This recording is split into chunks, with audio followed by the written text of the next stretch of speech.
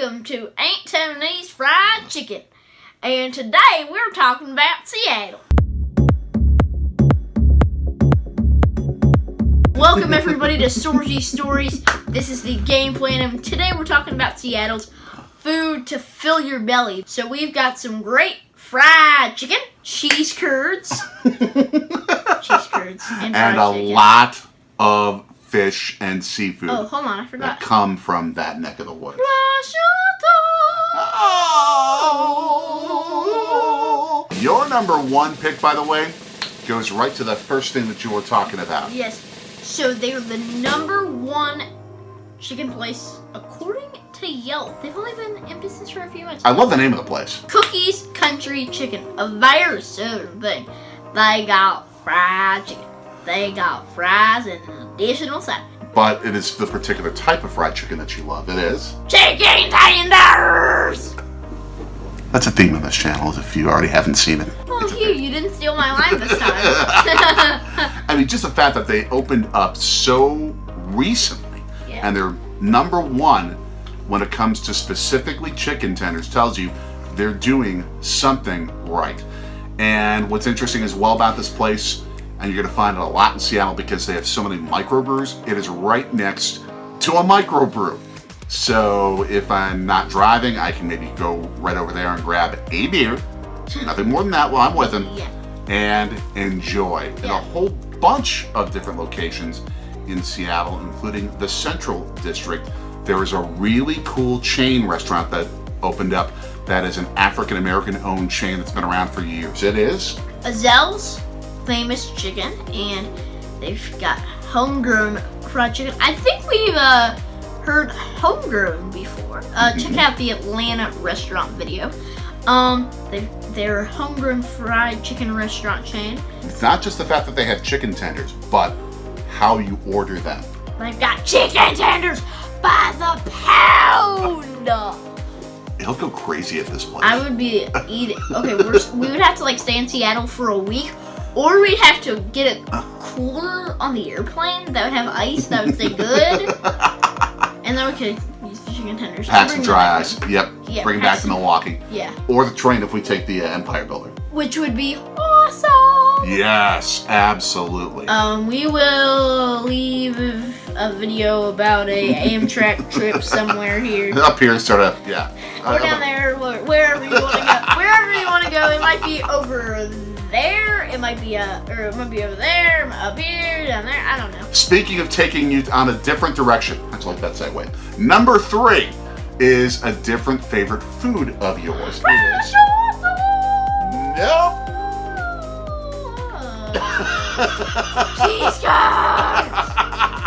That one goes to the blooper Cut to the chase. It is a restaurant called the Gerald, and it is more of a cocktail place. This place we may have to take for takeout if he can't get in because it's a cocktail kind of a place. But what do they have specifically? The number 1 Uno cheese curds in all of Seattle. Number 1, not number 11, number 1. That's because so many different places in Seattle get their cheese from a group called Beecher's Cheese in Seattle. They claim to be as good as, if not better than, any cheese in the United States of America. Okay, when we go there, we're testing that because Wisconsin exactly has some really good cheese. Name a couple. Oh my gosh. I mean, you've got Clock Shadow Creamery here in Milwaukee. You've got all the different places at the Mars Cheese Castle. Yes. That we just checked out. We'll make sure that you check that out in our series as well. What I'd be going for besides the cheese curds, and this will get into another thing that we'll describe, is so much of an Asian influence in Seattle from the immigrants that came to the Pacific Northwest from Asia. And that would include from Korea. So I'd be going for the bulgogi kimchi sandwich. Interesting. Hopefully you pronounced that right. If you did, you're getting a big round of applause. A ribeye bulgogi, so it's some pretty good steak with pepper jack, kimchi, onions, gochujang aioli, lettuce sesame served with fries. That thing sounds like it's a come to Papa, experience something you've never had before kind of a thing. Number 4 on our list, you were sort of jumped the gun a little bit on this particular food that you love so much, a particular type of ham that is a specialty at this one restaurant in Seattle. It's African American owned. We want to support those, yes, particularly with the racial issues that are happening in our country. Yeah. And this restaurant is one of the best in the world when it comes to what they do with prosciutto ham. It is, see if you can pronounce this. Osteria La Spiga. Woo! And, you got it. This place is all about prosciutto. They've got a prosciutto appetizer, prosciutto with flatbread. They won the 2019 award from the Consortium of Prosciutto de Parma. The Consortium of Prosciutto di Parma, an Italian organization that is a worldwide group dedicated to the quality of prosciutto ham. They actually have these organizations that make sure that you're making prosciutto ham right, otherwise it shouldn't be called prosciutto. And when they give an award like this to a place in Seattle, when they give an award like this to Lightning McQueen, he says, "Ka-chow." the cuisine there is world class. They have a lot of other prosciutto-based dishes to check out. I'd be going for the taglione alla bocciaiola. It is taglione pasta with chanterelle mushrooms, prosciutto, and cream sauce. That thing is a come to Papa type. Chill. Dish. You can go that crazy on your list. That'll be coming up in just a little bit, but you got one more to go. Number 5 is a bit of an ode to Seattle sports as well. It is named after the Kingdome, which was knocked down, and T-Mobile Park is its replacement. It's called the Wing Dome, which sounds a little better in my opinion. And they've got chicken tenders, 12 tenders. Never heard of that before. A 12 tender order you can pick up. And garlic parmesan fries. But this place is renowned for its wings. You ever heard of the show Heat Seekers? No, never. It is on the Food Network. It includes 2 of their top chefs who go to different restaurants around the country and try some of the hottest food at each city's locale. Wow. They have something called a 7-alarm chicken wing challenge. They like to go around the country and burn their faces off.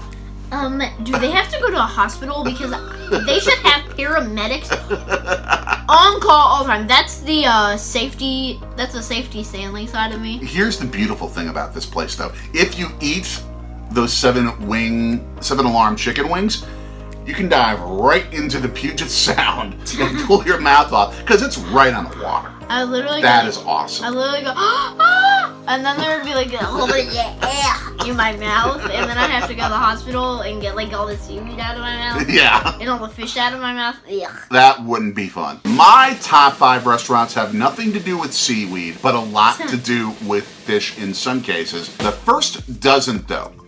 It is a place that specializes in Korean hot dogs.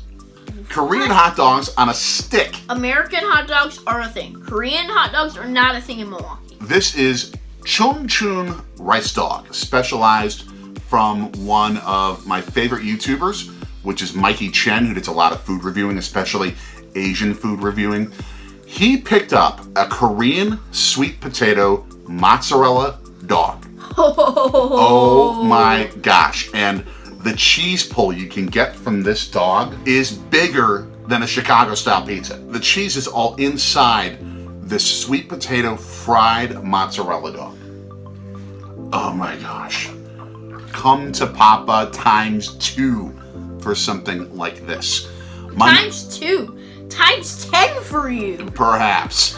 Number 2 is an ode to the fish industry in the northwest of the United States, to Seattle. They have so much great fish, great seafood in that part of the country, and this particular place has specialized in it for decades. It is Ivar's Fish Bar, and right next door to it at their flagship location, Ivar's Salmon House. It's been around for about 50 years.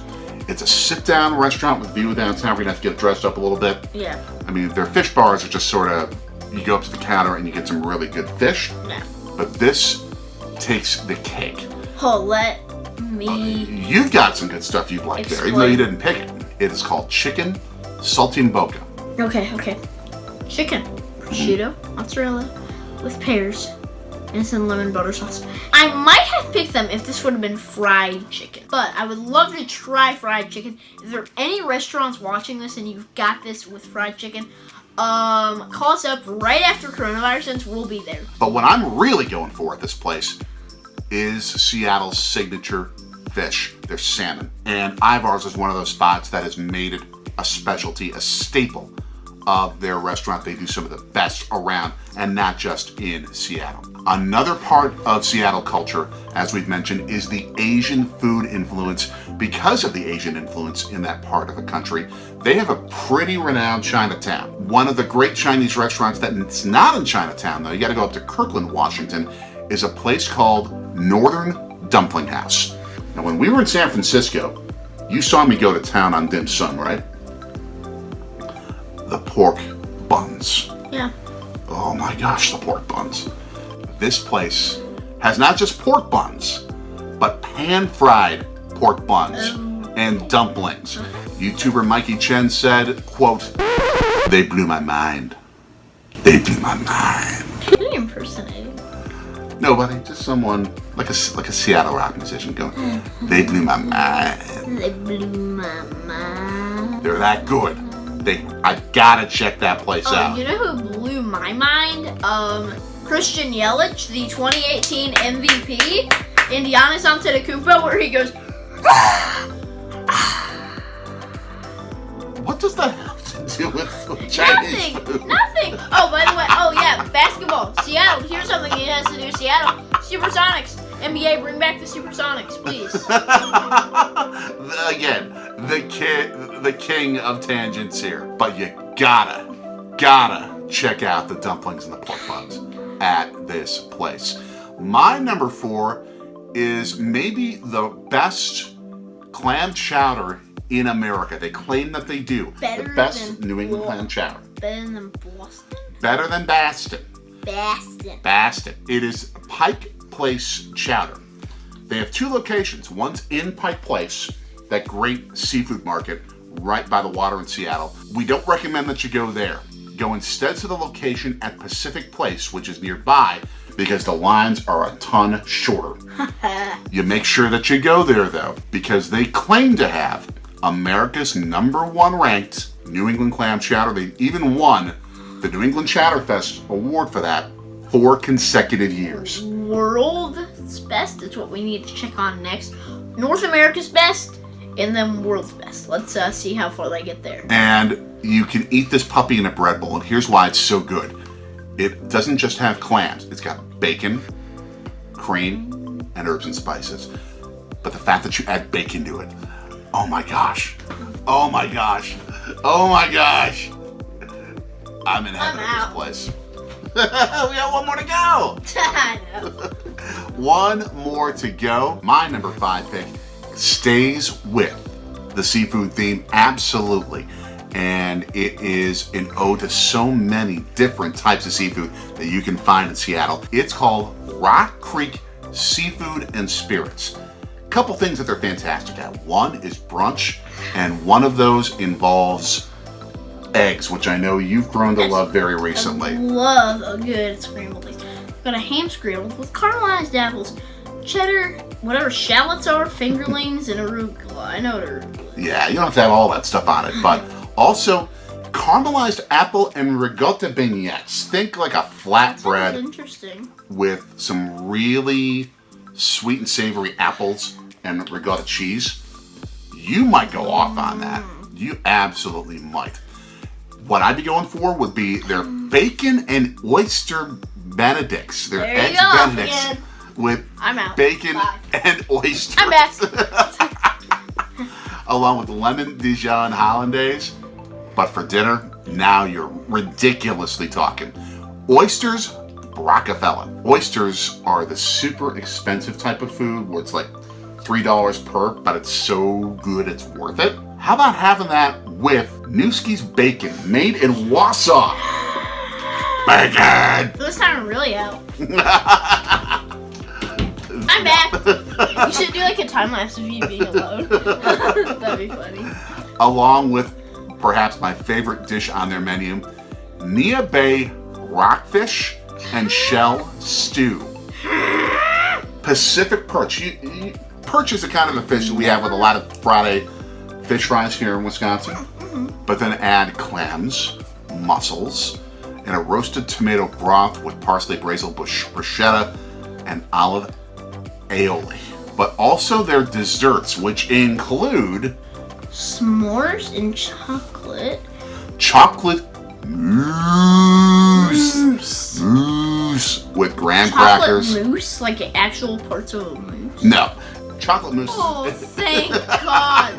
Mike Moustakis will go boom. We miss you, Moose. Yeah, Moose. We miss you, Moose. Moose, come back, please.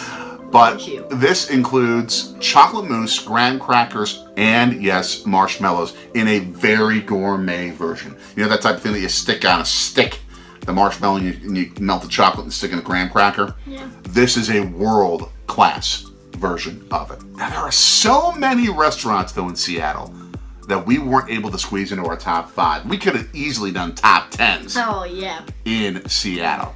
So when you go into the comments, put down which of the restaurants you love in Seattle. Tell us the great ones that we missed. Yes, let's do, what city do you like more if you've been there? Seattle or Portland? Yeah. A big rivalry there. Tell us about Portland as well. It is a really cool town. Someday we hope Seattle gets an NBA team back. We absolutely are rooting for that for an expansion team. Awesome rivalry. Get back the Seattle Supersonics. Until then, and until our next video, what should people do? Like, share, subscribe, hit the bell. I almost jumped. Ding. Ding, ding, ding. Ding. Check the description. I almost cut to the chase too fast. I almost cut to the chase too fast. You might be hearing a motorcycle. Probably a Harley. Milwaukee. And Ding. so long from Harley, the Harley capital, the world, the motorcycle capital of the United States, Milwaukee, Wisconsin. Ding. So long. Ding. Ding yourself.